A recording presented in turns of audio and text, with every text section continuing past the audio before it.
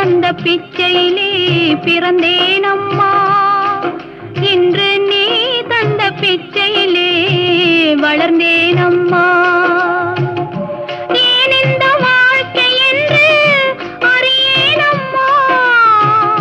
ஏன் இந்த வாழ்க்கை என்று அறியேனம்மா. இது இறைவனுக்கு ஓய்வு நேர விளையாட்டம்மா. தாய் தந்த பிச்சையிலே பிறந்தேனா.